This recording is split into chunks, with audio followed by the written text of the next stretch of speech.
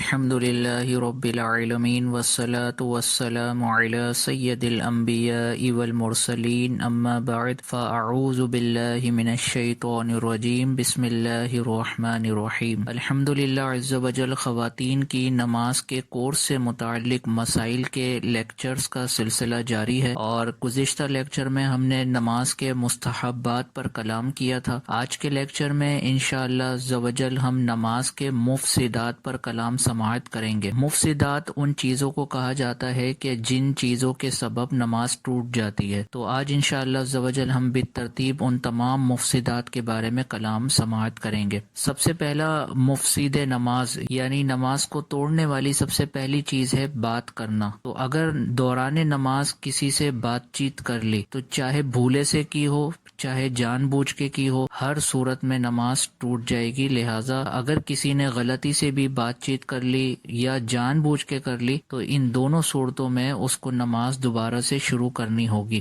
اس کے بعد ہے کسی کو سلام کرنا۔ تو دوران نماز یعنی نماز شروع کر دی ہے، تکبیرہ تحریمہ کہنے کے بعد نیت باندھ لی ہے اور اس کے بعد کسی کو سلام کر دیا تو اس صورت میں بھی نماز فاسد ہو جائے گی، نماز ٹوٹ جائے گی۔ یا کسی شخص نے سلام کیا اور یہ شخص دوران نماز سلام کا جواب دے دیتا ہے تو اس صورت میں نماز ٹوٹ جائے گی۔ تو معلوم ہوا کہ دوران نماز کسی کو سلام کرنے سے بھی نماز ٹوٹ جائے گی، اور کسی نے سلام کیا تو نماز میں اس کا جواب دینے سے بھی نماز ٹوٹ جائے گی۔ اسی طرح چھینک کا جواب دینے سے بھی نماز ٹوٹ جاتی ہے۔ مثال کے طور پر کوئی قریب میں بیٹھا ہوا شخص چھینکا اور اس نے زور سے کہا الحمدللہ، اور یہ جو برابر میں شخص کھڑا ہوا تھا یہ دوران نماز جواب میں کہہ دیتا ہے یا رحمک اللہ، تو دوران نماز اگر چھینک کا جواب دے دیا جائے تو اس چھینک کے جواب کے سبب نماز ٹوٹ جائے گی۔ یہاں پر یہ بات بھی یاد رکھیں کہ اگر کوئی شخص نماز پڑھ رہا ہے اور اس کو خود چھینک آ جاتی ہے تو چھینک آنے کے بعد اس نے خود الحمدللہ کہہ دیا تو اس سے اس کی نماز فاسد نہیں ہوگی۔ نماز ٹوٹنے کا تعلق ہے دوسرے کو جواب دینے سے۔ تو اگر کسی کی چھینک کا جواب دیا تو نماز ٹوٹ جائے گی، اور خود اگر نماز میں چھینک آ گئی اور اس کے جواب میں الحمدللہ کہا تو اس سے نماز نہیں ٹوٹے گی۔ اسی طرح کوئی شخص نماز پڑھ رہا ہے اور کسی دوسرے شخص نے آ کے خوشی کی خبر دی اور اس نماز پڑھنے والے نے جواباً الحمدللہ کہہ دیا تو اس صورت میں بھی نماز ٹوٹ جائے گی۔ اور اسی طرح کسی شخص نے بری خبر سنائی یا موت کی خبر کسی کی سنا دی اور نماز پڑھنے والے نے جواب میں انا للہ و انا الیہ راجعون کہہ دیا تو اس صورت میں بھی نماز ٹوٹ جائے گی۔ اسی طرح اگر کوئی شخص نماز پڑھ رہا ہو اور دوران نماز ہی اذان شروع ہو جائے تو اذان کا جواب اگر غلطی سے اس نے دے دیا یا جان بوجھ کے دے دیا تو اس صورت میں بھی نماز ٹوٹ جائے گی۔ اسی طرح کسی شخص نے اللہ کا نام لیا اور نماز پڑھنے والے نے جواب میں جل جلالہ کہہ دیا یا عز وجل کہہ دیا تو نماز ٹوٹ جائے گی۔ یا اسی طرح کسی شخص نے حضور علیہ الصلوۃ والسلام کا نام لیا اور نماز پڑھنے والے نے جواباً حضور علیہ الصلوۃ والسلام پر درود شریف پڑھ دیا تو اس صورت میں بھی نماز فاسد ہو جائے گی۔ اس کے بعد اگلا مفسد نماز یہ ہے کہ اگر کسی درد کی وجہ سے یا کسی مصیبت کی وجہ سے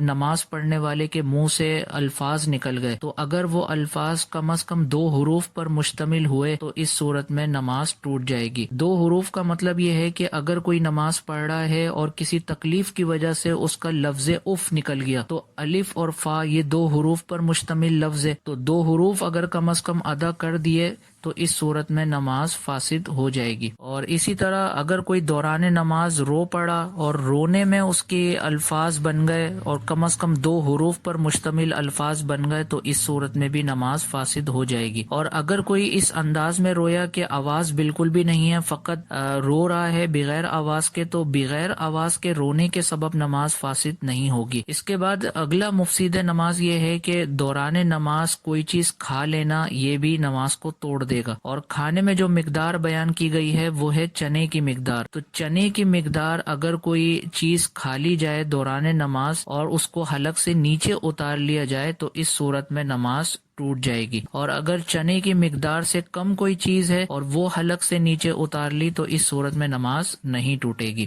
اس کے بعد اگلا مفسد نماز یہ ہے کہ دوران نماز اگر منہ سے خون نکلا تو اس صورت میں نماز اس وقت ٹوٹے گی کہ جب خون اتنی مقدار میں نکلا ہو کہ جس کا ذائقہ باقاعدہ حلق کے اندر محسوس ہوا ہو۔ تو اگر خون نکلا منہ سے اور اس کا باقاعدہ ذائقہ حلق میں محسوس ہوا تو اس صورت میں نماز ٹوٹ جائے گی۔ اور اگر خون معمولی سا نکلا کہ فقط زبان کی حد تک ذائقہ محسوس ہو رہا ہے لیکن حلق کے اندر اس کا ذائقہ محسوس نہیں ہو رہا تو اس کا مطلب ہے کہ خون کم مقدار میں نکلا ہے۔ لیکن اگر حلق کے اندر ذائقہ محسوس ہو رہا ہے تو یہ اس بات کی علامت ہے کہ خون زیادہ مقدار میں نکلا ہے۔ تو دوران نماز اگر خون منہ سے زیادہ مقدار میں نکلے اور اس کا ذائقہ حلق میں محسوس بھی ہو جائے تو اس صورت میں نماز فاسد ہو جائے گی۔ تو یہ تھیں وہ تمام چیزیں کہ جن کے سبب نماز ٹوٹ جاتی ہے، ان کو مفسدات نماز کہا جاتا ہے۔ تو امید ہے کہ آج کے لیکچر میں بیان کیے جانے والے مفسدات نماز سے متعلق مسائل آپ تمام بہنوں کو اچھے طریقے سے سمجھ میں آ گئے ہوں گے۔ تو اللہ عز و جل کی بارگاہ میں دعا ہے کہ اللہ عز و جل ان مسائل کو سمجھ کر یاد رکھنے کی توفیق عطا فرمائے اور یاد رکھ کر دوسروں تک پہنچانے کی توفیق عطا فرمائے۔ آمین بجاہ النبی الامین صلی اللہ تعالی علیہ وسلم۔